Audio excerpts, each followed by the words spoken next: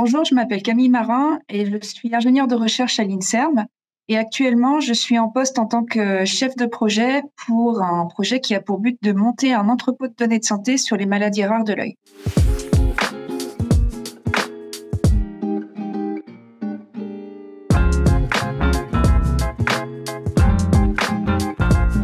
J'ai obtenu un diplôme d'ingénieur et une thèse en physique, plus particulièrement en physique subatomique. Et suite à ça, j'ai décidé de me réorienter et de tester divers domaines de recherche, pour finalement atterrir vers, le domaine de la santé qui est, le domaine dans lequel je suis actuellement, qui me plaît beaucoup et qui m'avait, toujours fascinée avant.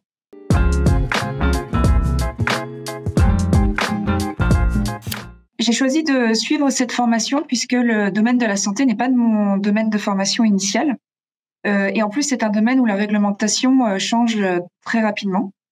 En plus, comme je suis en charge de monter un entrepôt de données de santé et qui est un type de base de données qui est très récente dans l'écosystème et que le diplôme propose vraiment toute une partie dédiée à ce type d'objet, je me suis dit que c'était vraiment une très bonne occasion pour moi de parfaire mes connaissances et d'avoir les bonnes clés pour mener mon projet à terme.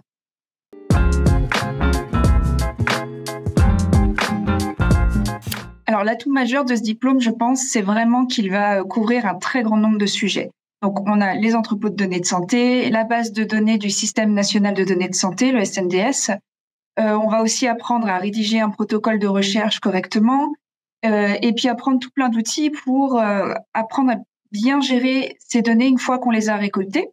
Il y a aussi un gros focus sur l'IA en santé, qui est un domaine extrêmement important, qui prend beaucoup d'ampleur ces dernières années. Donc, je pense que ça, c'était vraiment chouette. Bref, un panel de cours vraiment très dense en 6 mois seulement.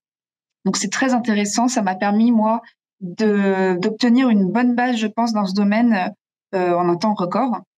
Et également, il y a 2 modules optionnels qui sont très intéressants. Un module plus technique pour apprendre à faire des requêtes sur le SNDS et un module qui proposait énormément de séminaires sur des projets de recherche variés qui réutilisent des données de santé.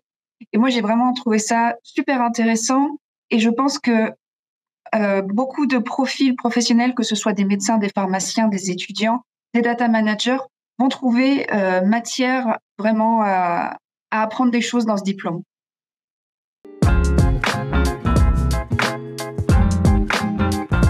Alors, pour la soutenance, il nous avait été demandé de rédiger un protocole de recherche et d'expliquer un petit peu comment on allait gérer nos données, où est-ce qu'on allait les récupérer, comment on allait les traiter, comment on allait les traiter aussi d'un point de vue statistique, et puis comment on allait faire nos démarches réglementaires. Donc nous, on avait choisi comme sujet les atteintes cardiaques après le Covid.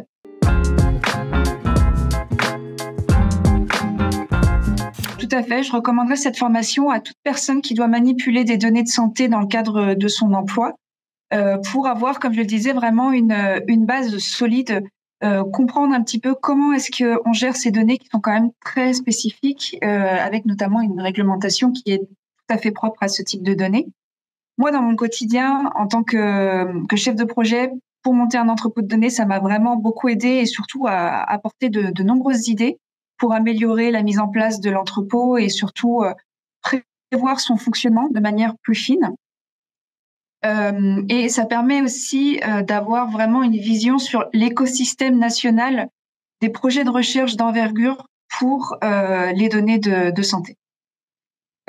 Si jamais, pour les plus téméraires, je recommanderais de compléter cette formation avec une formation en data ethics pour vraiment avoir les 2 côtés, l'aspect chercheur et l'aspect plus patient. Je pense que c'est vraiment 2 sujets qui sont très complémentaires et ça peut être très intéressant si vous avez le temps de faire ça.